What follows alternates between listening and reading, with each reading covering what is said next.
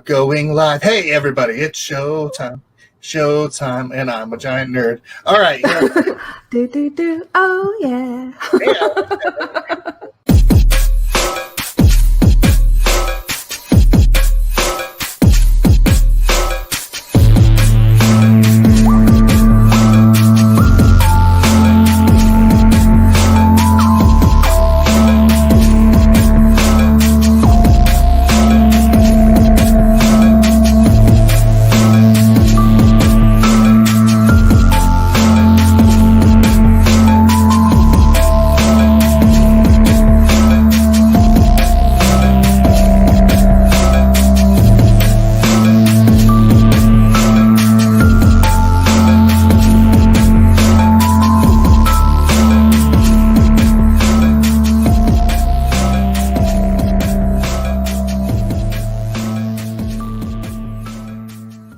Ready to go live. Hello, everybody. It's a dinosaur. His name's Rex and blah blah blah bloop.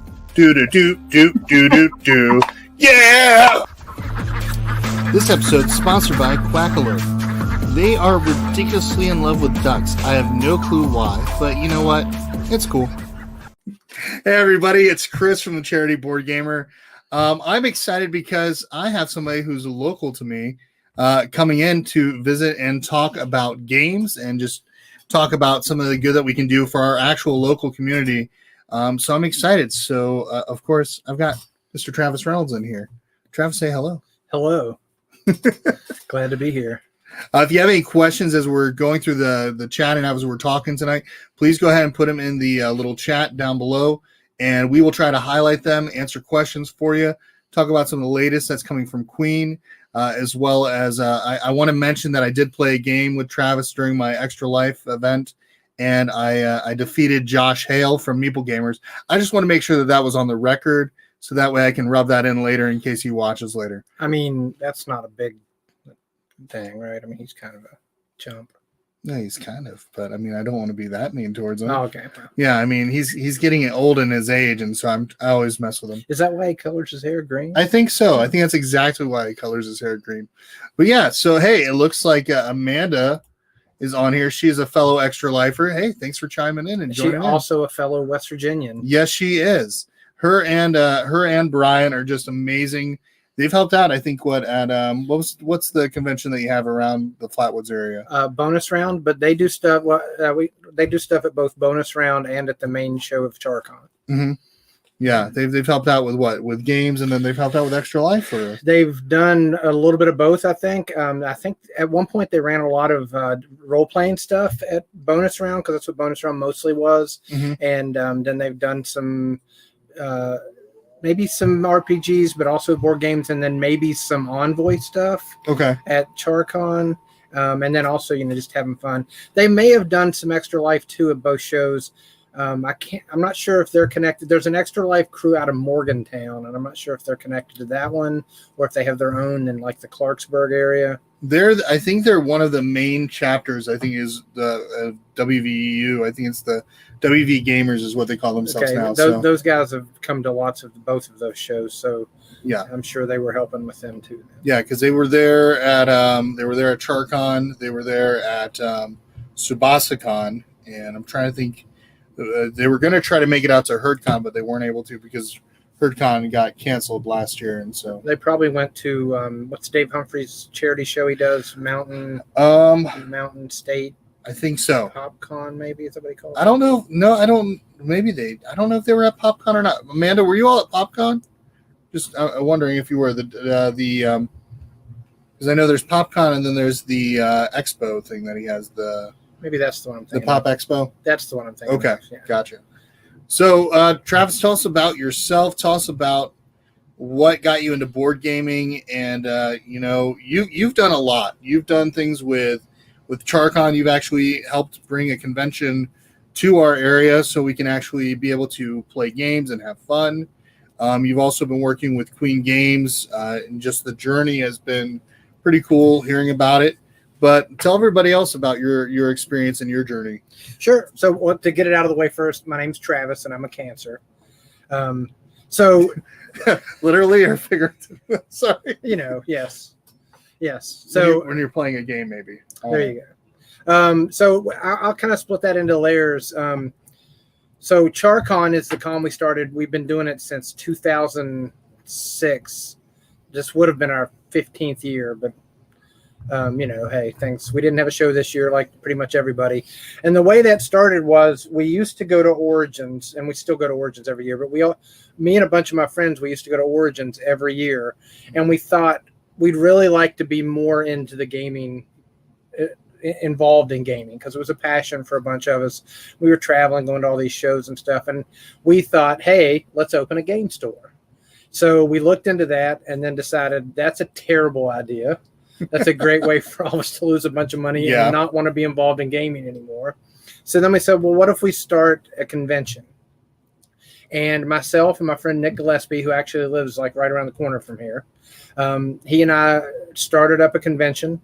We had a great arrangement, and we pulled in a bunch of our friends, and we were really lucky right from the get-go. We've never lost money, which was good for Nick, because Nick, he's a single guy, so his commitment was, if we ever lose money, I'll pay the debt. So he never had to pay the debt. First year we had 350 people, and we were at the Civic Center, and it's pretty much gone up.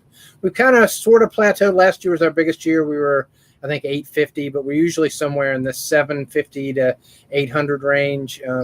Charleston, as you know, is not a big area. I think we're fairly saturated around here. I'm not sure if we can ever get to 1,000. The Clay Center, I'm not sure it could hold many more people. Where we are now. So anyway, so that's been 15 years. We've done a lot of great stuff. I think we've had a positive impact on gaming in West Virginia. We've shown a lot of people a lot of games. We've seen board games really take off over that time between 2006 and now. And I think that in West Virginia, I feel like we had a positive impact on that, bringing games in and showing them to people before they ever would have been able to see them anywhere. Because then there's only Lost Legion, and they didn't have a huge board game presence. They basically would say, what do you want us to order? So I think we've done a good job of influencing gaming positively. We've also seen, the evolution of Pathfinder Society, which has become huge. We host over 50 tables at our show each year. And that's we kind of grew with them as they became successful. It kind of helped grow our show. So we've done a lot of fun things, a lot of productive things. We always have things like Extra Life come in, which is one of the charitable organizations we support. The Ghostbusters are always there, and they support the direct support for charities. So we always work with different organizations like that, and we're always happy to partner with the other shows you mentioned. SabassaCon, Mike comes to the show and plays games, and they always promote their show there, but we'll have HerdCon there, or KazaCon, or whatever the other conventions in the area that want to come and mutually promote one another. We're always happy to scratch each other's backs, and it's a friendly thing. West Virginia is not big enough for anybody to not get along. So. That's true. It's very true. Yeah. What's really awesome is being able to. That's cats. So hopefully it doesn't pop up on the mic, but if it does, it does. We have 3 cats. It's craziness, but 2020 needed something to keep us occupied. But yeah, no, it's what's really nice is the fact that I think we connected. Was it CharCon that we connected? I don't remember. I don't even remember how we met up, or was it from me doing demonstrations of games over at Lost Legion, or? Gosh, I think that you came to CharCon and then you contacted me and said, hey, what can we do to help? And yeah, I think that was it. And then we saw each other at the game store, because I used to help out Dave at the store that he owns. And we came in and did a lot of demos there, and heck, all over the place. Right. So yeah. I look forward to doing it again, but it's just been so you can't go out and be like, hey, let's bring a giant crowd to play the latest game. It doesn't exactly work that way right now. It's a tough time for that right now. So yeah, so we did CharCon, and then I met up with some guys that run Lexicon, which is in Lexington, and I started helping them with that. They asked me to sort of be a consultant on that, and then they've been doing that show for probably half the time. I think it's probably 7-8 years. They get a pretty steady 700 or so, but I think they're close to maxed. And then together we started a show called Sin City Con in Cincinnati, which is kind of a joint venture business. And that show's going well. It's getting close to 1,000 people. Cincinnati is a much bigger town, so and there wasn't really a big convention there, so we thought that's a great place to have a lot of potential growth. And CharCon The big difference for me is I do Sin City Con. As you know, all this stuff takes a lot of time. Yeah. I mean, any involvement in this industry takes a lot of time. Sin City Con for us is a business investment, whereas CharCon for me is a nonprofit. It's been a nonprofit since day one. Nobody takes a salary, nobody gets paid. We basically reinvest all the money in growing hobby gaming in the state or growing what the convention has to offer to the attendees. So they're two different things, but they kind of all work together. And yeah. Nice. Yeah, it's so you've done a lot with the convention scene, but what got you involved with Queen? What made that happen? So I mentioned that I used to go. I've been going to Origins since the '90s, mid '90s, and back in the early days, Gamma had a program called the Cohort Program, and if you wanted to join the Cohort Program, you and your game group would be put on a Yahoo group or a Google group or whatever they were using, and there would be companies that were attendees at Gamma members that were also wanted to be part of the Cohort Program. And what it did was it matched you up. Hey, I'm a game company looking for people to demo my games at Origins. Hey, I'm a game group looking to demo somebody's games. Bing, now you're a match made in heaven. So for us, that started off with a company called Jolly Roger Games, and a guy who's become a friend of mine over the years. His name's Jim Dietz, who is a 2-year community college volleyball coach who out of Iowa, and oddly enough, they traveled to West Virginia. And I don't know, they had that community 2-year college championship here several years. So it was weird to get to see him here for that. But I'm a big volleyball guy too.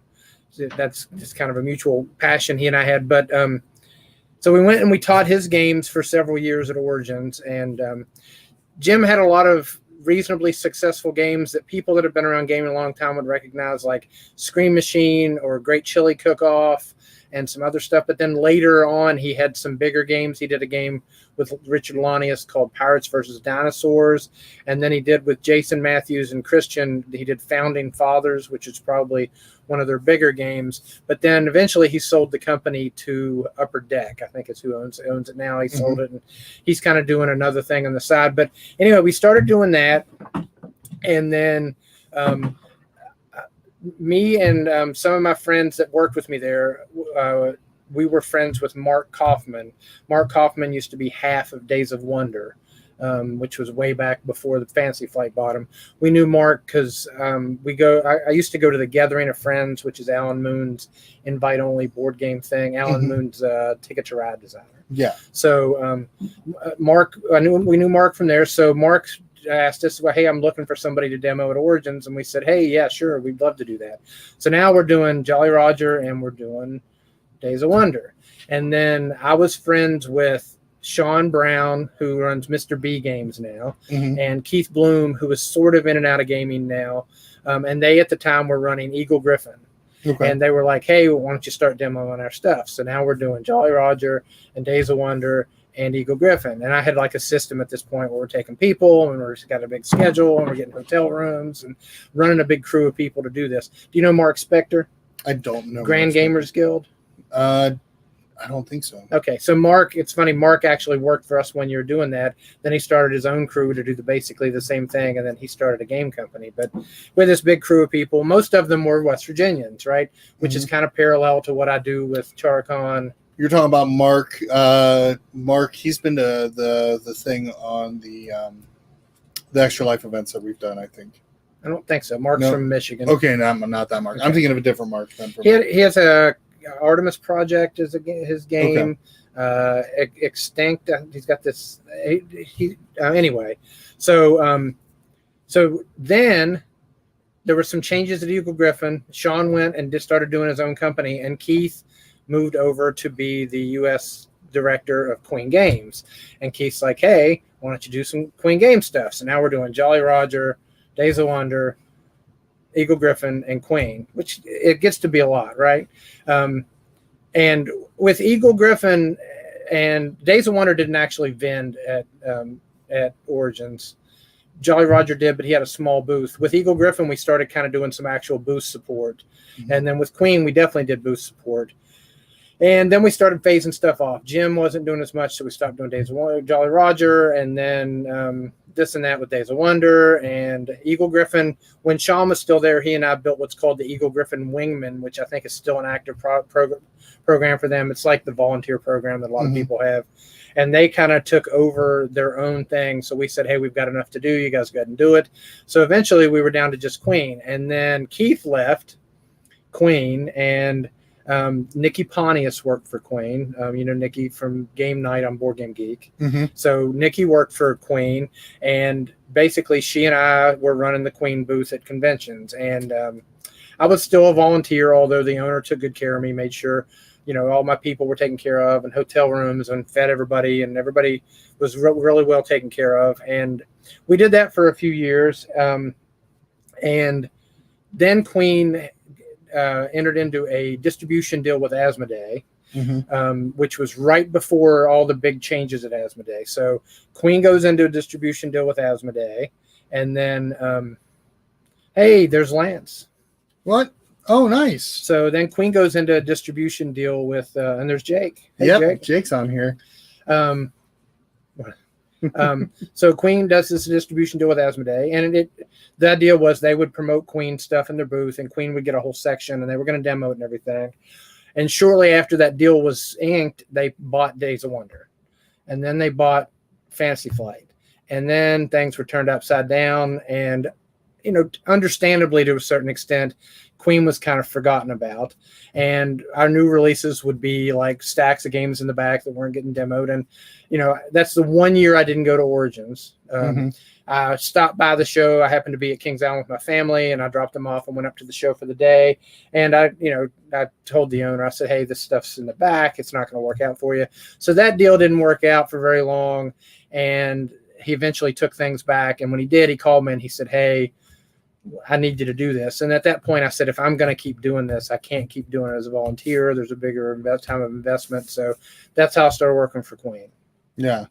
And it's amazing what I've seen at the conventions. I mean, Origins, PAX Unplugged, you bring a big crew of West Virginia people that, you know, you've got people that are in the cosplayer group, like Jake's come, I think, and Nikki and Jess, and just Dave and all different types, all different people that just come with you, and they actually work the convention. And what's really cool is that your side, where the main booth usually is, you are actually outside of the main booth, so it's accessible to people throughout the whole convention, even after booth hours. At Origins, yeah, we've chosen not to have a booth in the exhibitor hall. We have one out in the game hall, which is a nice thing that they do at Origins. Started doing a few years ago, so you can play games and our booth's right there. Yeah, I'm a very loyal to friends and kind of guy, so I try and make my staff be everybody that goes is mostly people from here. They either work on the convention, or I know them, they've been part of my game group, or they used to live here and they moved away. But I still have people come, like Charlie Davis comes from Tennessee. Oh, Charlie's awesome. People from all over. Now, there are a few people that I picked up along the way, sort of like Mark Spector, who worked for us early on, and they weren't part of my group, but we've known them and they've been doing it for years. And they're still part of the crew, right? So, but, I prefer to keep it close, friendly people, because, you're spending 4 or 5 days together. It's people's vacation time. You want to make sure, if you have somebody who's a complete stranger and they stand you up or something, now somebody's using more of their own personal time that they're already on their vacation to be there. So I think it's better to have like a good core group of people, I think, to do that. Well, it definitely shows. I mean, one of my favorite things, like you said, Origins, you're outside of the exhibit hall in the main game area, and people could come up, they play a game, and they play a game. Then I also have a chance of winning some games as well, which was really cool. I'm trying to remember how did you set that up? I'm trying to remember. We do a play to win. I mean, it's basically Origins is like Gen Con in that they charge you to play in an event. So we usually we'll pick out 5 or 6 games, and we'll do play to wins. We'll do a couple a day of each game, and if it plays 4 and you sit down and play, somebody's going to win the game when you're done with it, which they prove to be very popular. And one, it makes people happy. People have a good time, and it keeps our booth happening, right? It keeps things going on. By the way, before Lance takes off, Lance, I hope you're feeling better, buddy. Lance was under the weather, so yeah. And it looks like Amanda's hopping off real quick, but yeah, Amanda, have a great night. But yeah, no, Lance. Was it Lance got COVID, right? Or was it positive or was it negative? I forget. I know he was. I know he was under the weather. So yeah, I just remember it was some health, and so. But yeah, I'm glad that he is getting better though. 2020 has been a rough year, I think, for a lot of people. I mean, well, 21 started off great so far. Though. Oh my gosh. It blows my mind, and I don't want to get overly political about it, but it is ridiculous what we saw yesterday. That's probably the best way I could say it right. That was the literal hold my beer from 21 to 20. Yeah. It was I was at the house working because we all work from home these days. Mm-hmm. So I was at the house working, and I had the confirmation on watching it on my computer, on my home computer, working on my laptop, and I'm listening to it and stuff. And next thing I know, there are people storming the Capitol building, and I thought, "Oh, this is crazy." Well, I found it interesting is that it's like, how did they get in there? I mean, if you walk through DC from line of sight, if you're anywhere near the White House, you can see on different roofs there's actually snipers staged outside. And I'm just kind of like, how did I don't know. I guess that'll all develop over time, and we'll find answers to those things. But it was definitely crazy.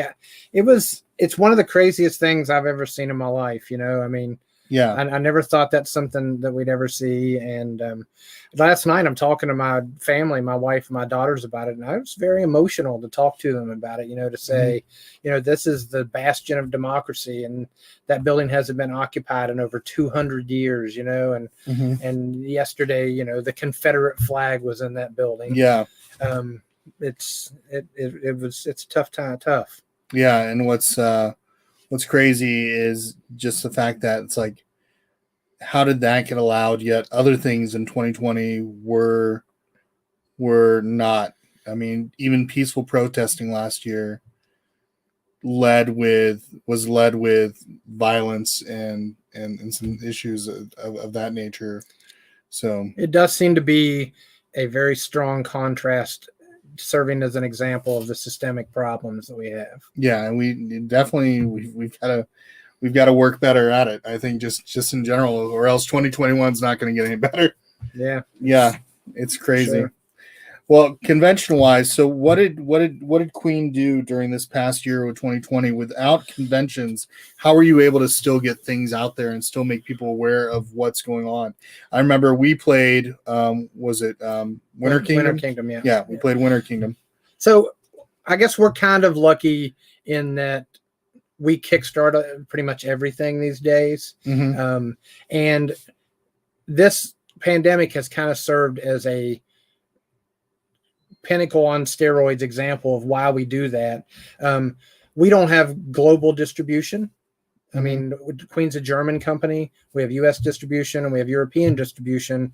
But some of those countries out there, we don't have distribution. Mm-hmm. Kickstarter is the only way we can reach those customers. Mm-hmm. So we've just made a conscious choice that everything we do goes on Kickstarter. Sometimes Kickstarter enables us to make the product that we were going to make anyway better by adding new stuff to it or stretch goals. And sometimes people accuse us of using it as a pre-order system. I mean, we're guilty of that. I mean, we're doing it to reach our customers. It's an easy, readily accessible platform that lets us reach the consumer in ways that we normally couldn't reach the consumer. So that kind of helped us be in a position to be able to continue reaching the consumer, right? Obviously, shows do other things. It lets you build hype for a game and have people play it, and maybe have people play a game that you're still not sure you're going to do yet, and you get a feel for, hey, is this game going to work or is it not? We had two games come out in the spring. One was called Zen Garden, and it's done okay. It's a nice tile laying game. And one was called Way to Go. And we don't normally do party style games, but Way to Go is a party style game where you want 2 teams of 5 or 6 people to play. That game is, I mean, when we have a convention again, we'll break it out and let people play it, but it has had absolutely zero traction because where are you going to play that game? Yeah. You can't do it anywhere. Is it something that can be played virtually at all via like Zoom or something like that? So Have you looked at that option? I haven't even had a chance to play it myself because I Okay. haven't really been around people. The only time I've seen it played is the Tantrum House crew, who have a pretty big crew. We Mhm. sponsor their Saturday morning board game show, and they played it on there because they have 6 or 8 people on Yeah. there, and that's the only time. But who else is getting together with 6 and 8 and 10 people these days, to play games all day? Especially, and the nature of this game is you're wearing masks, and each person can only communicate in certain ways. So you might be touching someone, or you might be. I mean, the whole thing. It's really the worst possible game to come out at the beginning of a pandemic, and that's it. So the things like that are an impact to us, but other than that, we've been positioned fairly well. But there's a lot of unseen things like COVID surcharges. We had when we filled Winter Kingdom, we had some companies that we sent stuff to that we absolutely lost. We not only lost our margin, we lost money, period, because some companies in Southeast Asia were charging surcharges like New Zealand. I mean, New Zealand had a very high surcharge because they put a crush on everything, right? And they did a great job of beating down the virus. But if you wanted to get stuff in there, it was very expensive. Wow. And that was happening all over, and it's very unpredictable. It changes. And so, I mean, everything's been very impactful, but we've been fairly well positioned to navigate the waters. I feel bad for a lot. We produce everything in Europe for the most part. We occasionally will do a part or two here somewhere else. But I see people like right now, containers coming out of China. Have you seen anything about that? The fact that there's so little. There aren't any of them, and I've seen that people saying that the cost on them are like 4 and 5 times what they were previously. Yeah. I mean, the impact of that. If you built something around a very tight budgeted Kickstarter or project, that could be crippling to you. I mean, you really have very little choice other than to say we're going to be late. Yeah. And I think that's something that I think a lot of people who do Kickstarter need to be aware. I mean, I just got something that was fulfilled. It was quote unquote promised for October. But you know what? COVID happened. The world changed. Everything, like lots of places shut down, borders got closed off. And so what I find interesting is that, okay, that should make sense for us to be more understanding of those situations and of publishers not being able to get those things to you right on the dot. It's not like it's going to come to you right then. I mean, most of those are good ballpark estimates of when items are going to come. But like you said, when you don't have the ability to ship them, or you don't even have the crates to bring it on over, like, patience. Yeah, it's definitely been a big impact. I mean, we've got some projects that are delayed right now that, that's an impact. I mean, it's not the only factor. So many things can delay a project, but it certainly is a factor. Shipping issues. Our warehouse here in the States, at one point, they had so many COVID restrictions. They can only have so many people on working at a time. So their ability, their turnaround was so much lower than what it normally is. Yeah.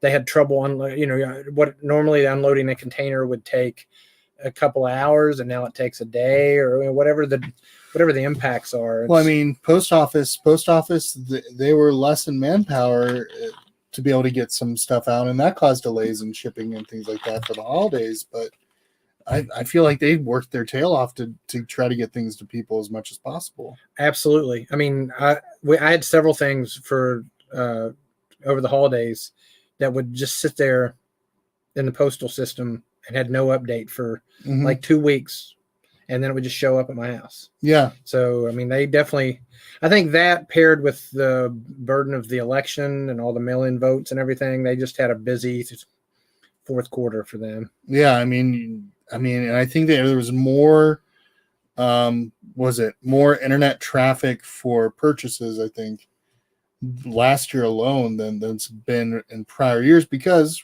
most of the time we've been home, and what do people do? We stress shop sometimes. Oh yeah, Amazon. Jeff Bezos bought Australia. Did you see that? I did not see that. I mean, I believe it. I could definitely believe it. I'd be like, yeah, go ahead, buy Australia while you're out. Can you imagine how much money? I've saw it. I'm sure it's out there, but I'm sure he's made so much money during this. Oh yeah, he could probably do that. Hopefully, he'll put some back to charity and to helping out towards people that are in need, because there are definitely a lot of people out there that are in need. Right now. Yeah. So, I mean, we live in West Virginia, so yeah, it's a perfect example. We have one of the largest, I think, concentration of the homeless in our town alone, because they I think people just drive them in sometimes. Yeah, homeless, and of course, our state is still reeling from the impact of the opioid epidemic. Oh, yeah. And people that have gone from being hooked on pills to being hooked on heroin, and it's just a snowball thing that we're still reeling from. I just saw, are you familiar with, there's a cafe just down the street from Lost Legion. It's like right across the street from the Geno's Pizza in South Charleston. I'm trying to think. And I can't remember the name of it, but I just kind of stumbled on it. My daughter had an appointment down in that area, and I was looking up for it for my wife because she was taking her there.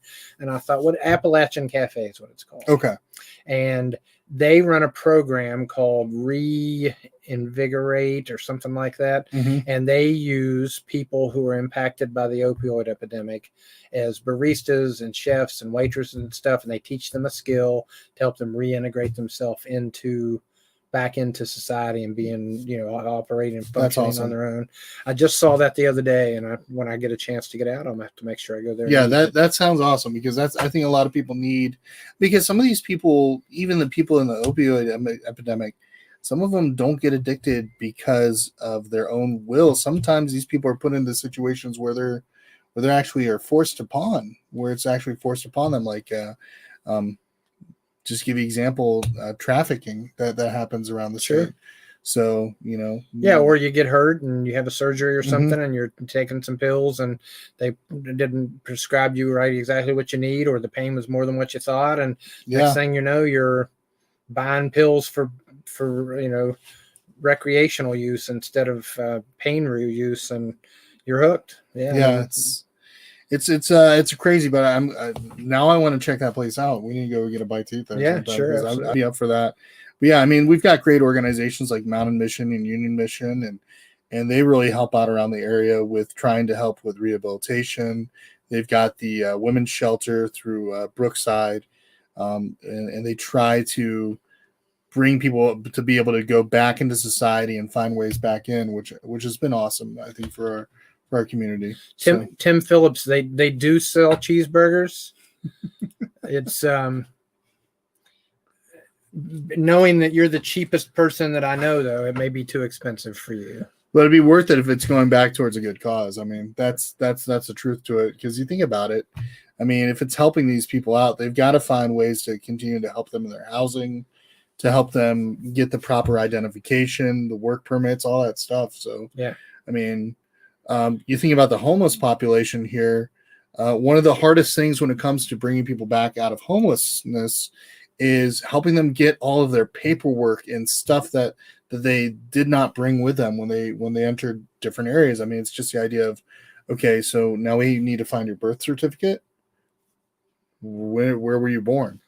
And it's like, okay, well, you're born in California, or you're born in Michigan, or you're born somewhere else. Well, now we've got to find the way and the funds to make that possible.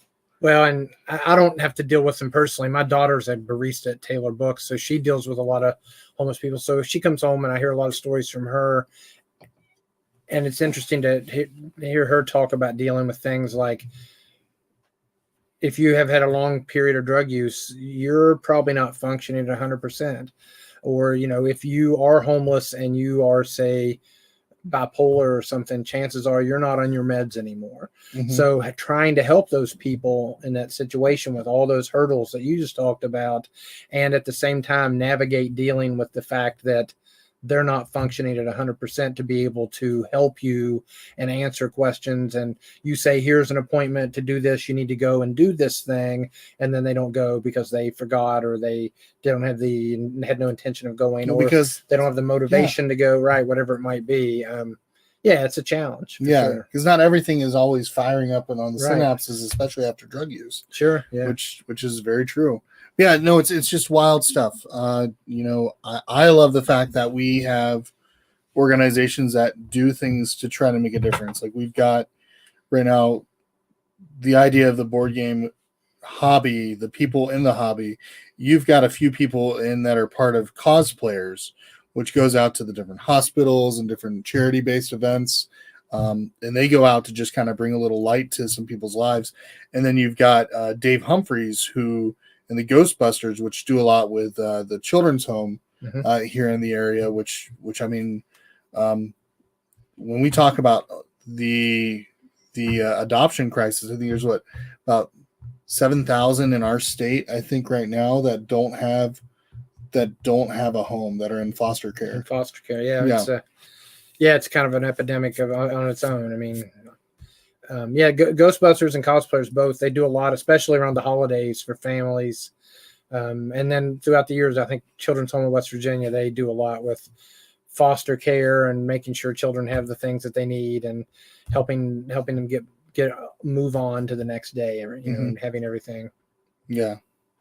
So tell us what's been going on now. We've been talking a lot about West Virginia. We've been talking a lot about where we're from, but we haven't talked much about Queen Games. What has been some of the latest stuff that we may have not heard about, or that we need to be on the lookout that's coming possibly soon?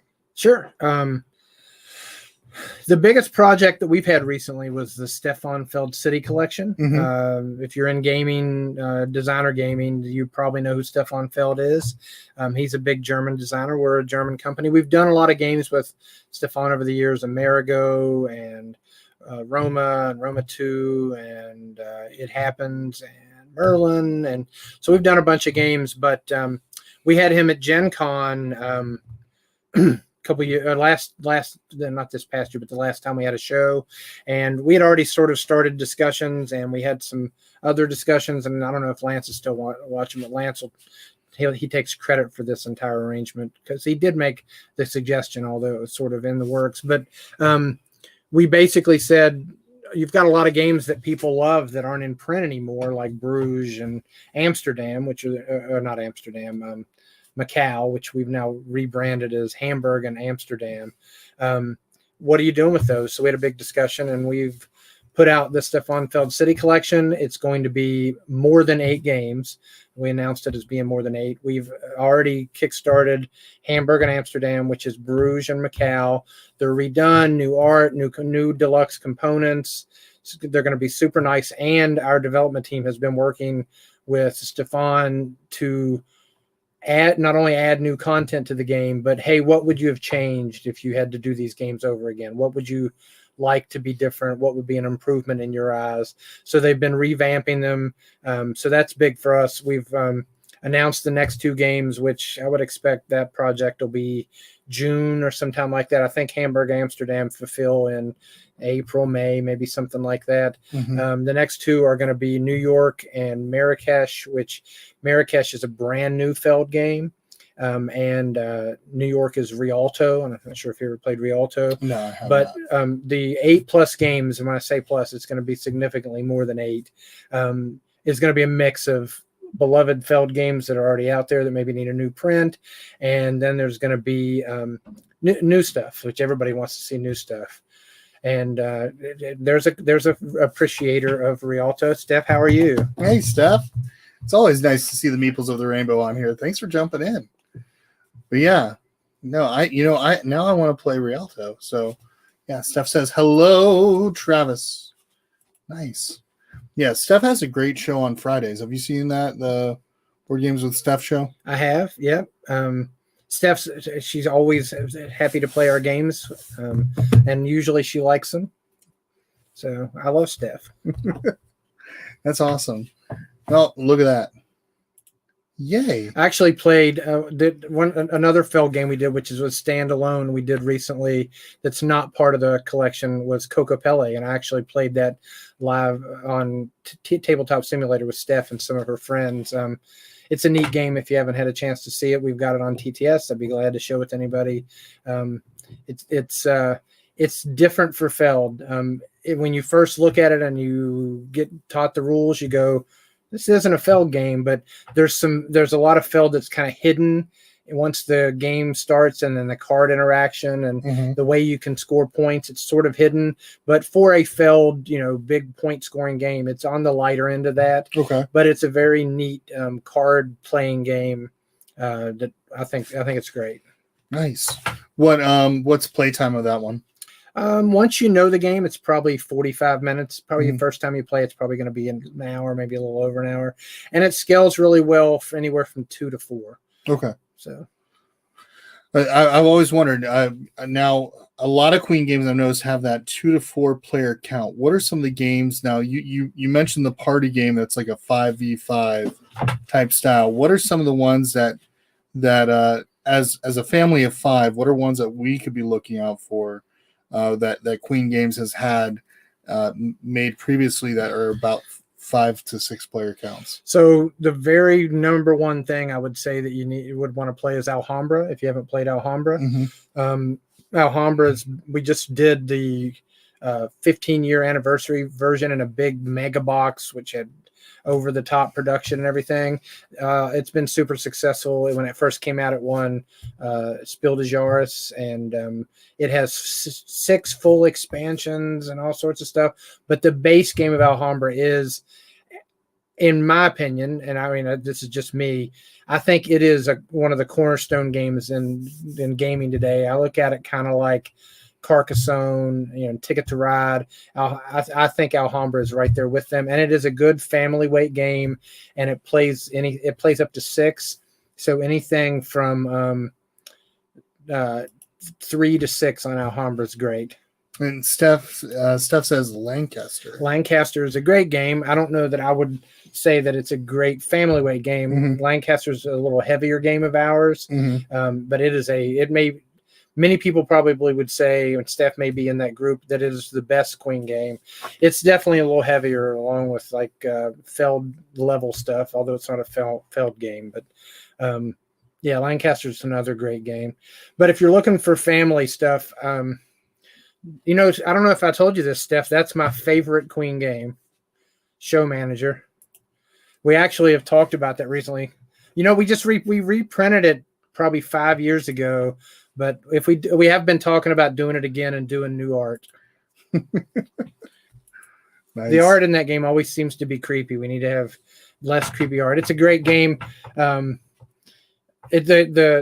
theme is so you would love the theme, but it's a hard sell theme. You're all putting on Broadway musicals. Okay. And you put on your show and you collect your cast, and once you've got the people to put on your show, you put on the show and you make some money. But the only way you can get more money is to take loans against your previous shows. And it is a great game. I was going to say, if you reskin that, you should have Spider-Man the musical somehow in there alongside with Hey Simon and what's another one that was really good recently? Beetlejuice and Hamilton. Oh yeah, Hamilton, definitely Hamilton. The original version is parodies of Cats and all sorts of other. Well, I mean, I feel like Cats movie recently is more of a parody of the original play. But she's right though. That's actually, I list that as my favorite Queen game, Show Manager. More. Agreed. Get Quanchai. Yeah, he's an artist. He's a board game artist. Okay. What did he just recently do? He just Gangster's Dilemma from Eagle Griffin. He did that, and he's great. He does a lot of great stuff. See, I'm still like with me. I think our family, we really started getting into the board game sphere. Maybe late 2018. So learning all this stuff it's still learning. Like people say rondel, and I'm like, that sounds like a fun word. So, or some, worker placement, for me, for a while, like if I said that to my kids, they're not grasping that. Instead, it's like, okay, you set the guy here, you set the meeple there, the meeple does the thing. All right. Now you take the meeple back, go in and put it somewhere else you want to, and so on and so forth. And I'm like, okay, that's good. I feel like I always have this conversation. Like sometimes I'll do a trivia show at different conventions. And one of the questions I always like to ask is, can you name the top 10 games on Board Game Geek? But one of the things I always use to turn that into a discussion is, how many of those do you think were printed before 2016? Because I think if we went and look right now, I think probably 8 of the 10 games are printed after 2015 or 16. And then my question is always, do you honestly think that 8 of the best 10 board games ever were printed in the last 5 years? And I don't think the answer to that is yes, but that's open to debate. I think that it's great to have a solid respect for the things that came before and try to get back to the roots of where things came from. Steph actually does a show with Jeremy Howard. Do you know Jeremy? Yeah. So Jeremy has, I don't know what he's doing with the project, but he sort of has a personal project. I'm not sure how he plans to content create from it, but he is trying to play all those games and find the roots for those things. We had a great conversation on Lance's show. Lance does a show called The Alaboom on Wednesday nights, and he has a mixture of all sorts of people on there, but Jeremy's on there, and Rahdo's on there. Scott Alden's on there pretty often. We had a great conversation on there one night where Jeremy said, this is what I'm trying to do. I'm trying to find these games that established, where do these mechanics come from? I enjoy playing, I'll use a Queen example. I enjoy playing Suro, but did I know that Metro was Suro before Suro was? It does the same, the same similar tile lane move path tracing game. Where do those mechanics, and I'm not saying Metro started it, but where do those things come from? So we had a great conversation on there. And Scott, he's like, hey, I got this list of essential games that everybody needs to play. It's 100 games everybody needs to play so they know where the mechanics came from and stuff. He's like, would you like to hear it? So he goes over this list, and Scott would never release it, but there were like 12 Queen games on there or something. He's like, man, I never realized how many Queen games are on here. I was like, yeah, you should publish that list on Board Game Geek so everybody can see it. But I look forward to whatever Jeremy does with that, because I think it's great, especially for content creators, to have a good dose of respect for where that stuff came from, because it helps you understand how it's evolved. It also helps you appreciate what other people have done with that mechanic. If it started here and it was very simple, but now it's really evolved into this, and they've just taken it and really kind of rolled with it and done something new and really innovative with it, whether it's the use of a rondelle or worker placement or area control or drafting or whatever. Because for me, like, I'm learning it little by little every day. Like, I'll teach the games, and that's how I learn the mechanic, is from teaching. That's how I learned it, because the games on the shelf mainly came from me teaching games for different publishers and just going to different stores, and that's kind of how I learned. I mean, starting out, I think we had 5 games as a family that really stood out. I think we did One Night Ultimate Werewolf. I'm trying to think.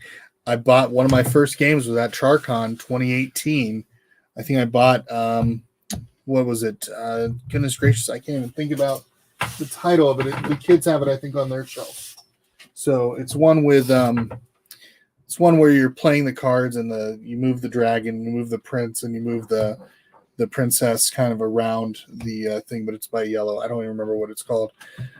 But it was one that the kids were really excited about. I think it was like $25, and so I thought, oh, that's a really good deal considering we're a family of 5. I'm trying to find a game that fits within a decent price range for me and the kids, because most of my games, I think I've worked my tail off to be able to have them on the shelf. Yeah, it's an investment in games. I mean, to have them.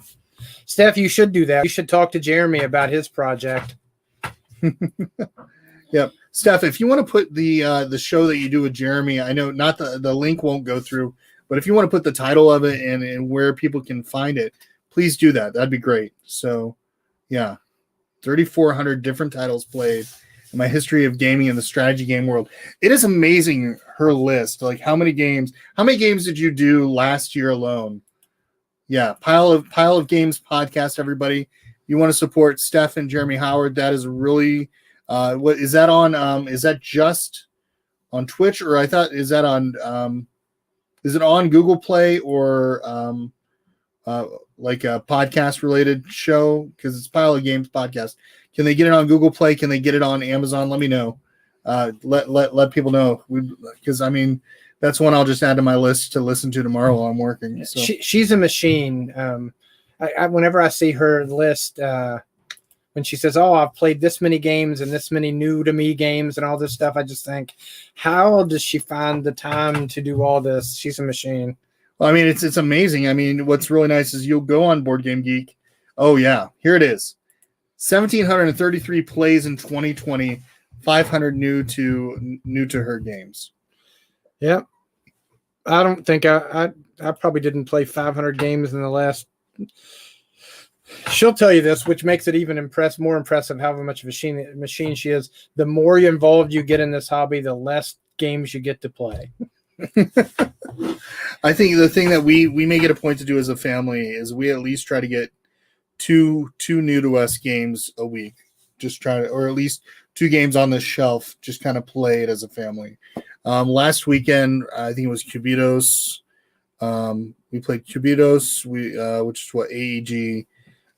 We played It's a Wonderful World from Lucky Duck, and then we played Carcassonne, because that is it's a classic game that we truly enjoy as a family. It's that one of those. Your kids are good with A Wonderful World. Yeah, that's a good game. Yeah. So, you back to your question. I would say our other Spiel winner, Kingdom Builder, is also. It's a lighter. You played Winter Kingdom. Kingdom is really a. It's an evolution of Kingdom Builder. It uses a lot of the same stuff, but it is definitely more. There's more meat there. Kingdom Builder is very simple. I think it's a super elegant game in that the base of it is every turn you're going to draw a card and place 3 houses in that terrain. And that's it. That's the core rules. But of course, it evolves a little bit from there.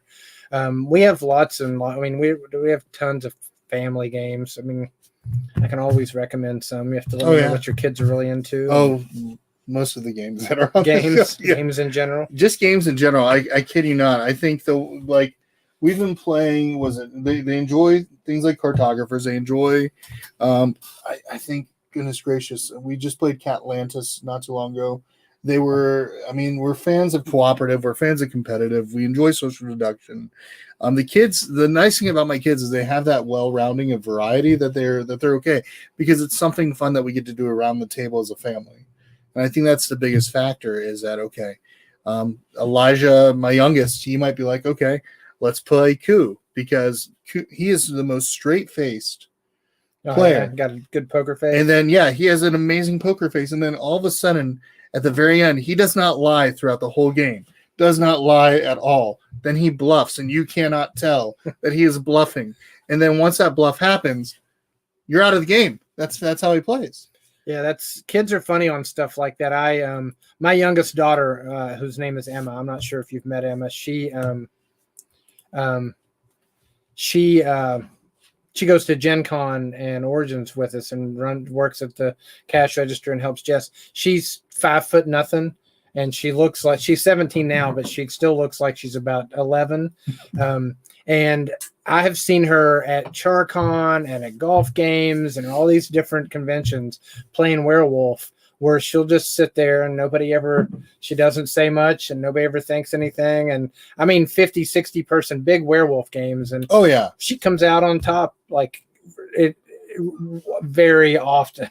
I mean, because they just overlook her. They think, oh, she couldn't be killing all these people. No, I mean, it's amazing. Was it Brandon, Lauren, and Ben? They come over, I think, to CharCon, and they run like Werewolf for most of those events, I think. Yeah, and they always have a good time with that. But that's it's always enjoyable to be able to play games like that with the kids. And but so where can we find you on Twitter and stuff and Instagram and everything, and what are you excited about for 2021 other than the past 5 days or 6 days of chaos? Well, for me, we have CharCon, which our primary thing is Facebook.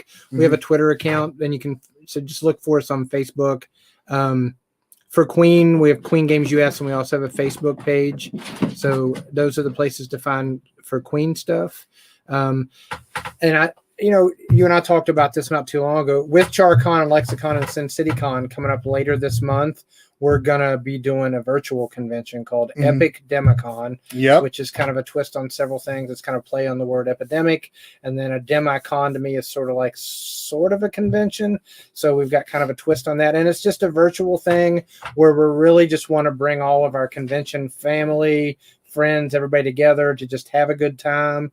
So we're doing that later this month. We're partnering with Jesse and the Quackalope guys. We're going to, the venue for that is going to be the Quackalope Discord. So we just launched, people be able to submit events for that, and we'll have sign up for that. It's on the January the 23rd. Okay. So they can go to the CharCon Facebook page and watch for more information there.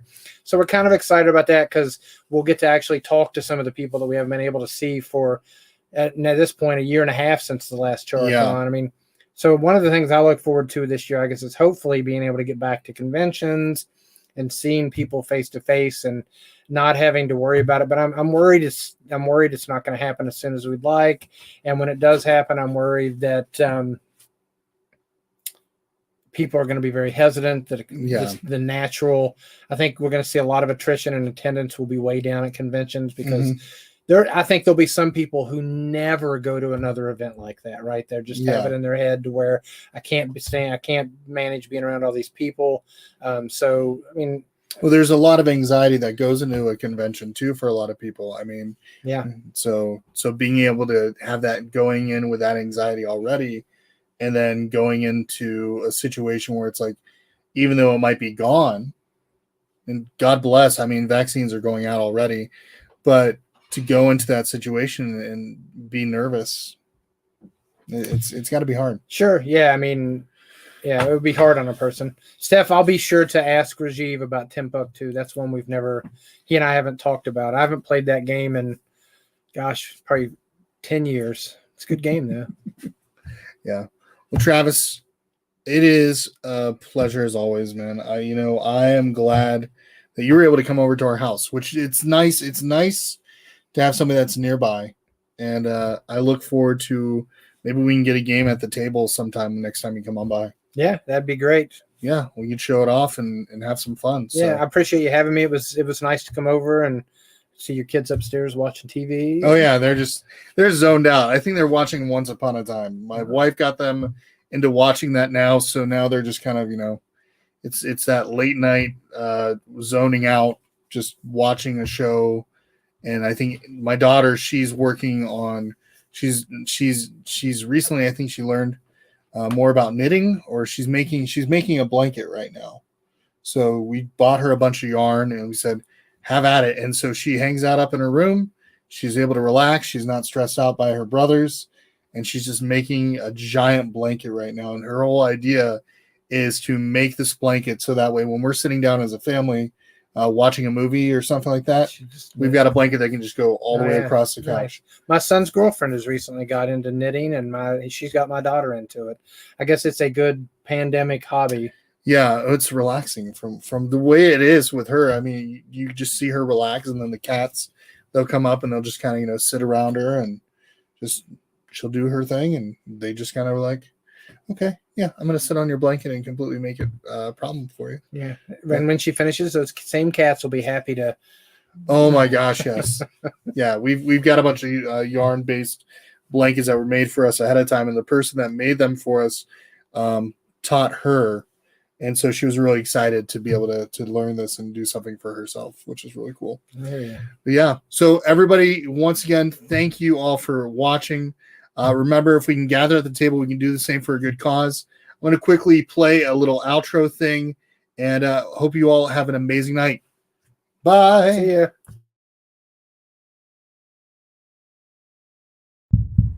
We also want to thank our sponsor, Greenbrier Games. Be on the lookout for Lost Ones hitting the Pledge Manager soon.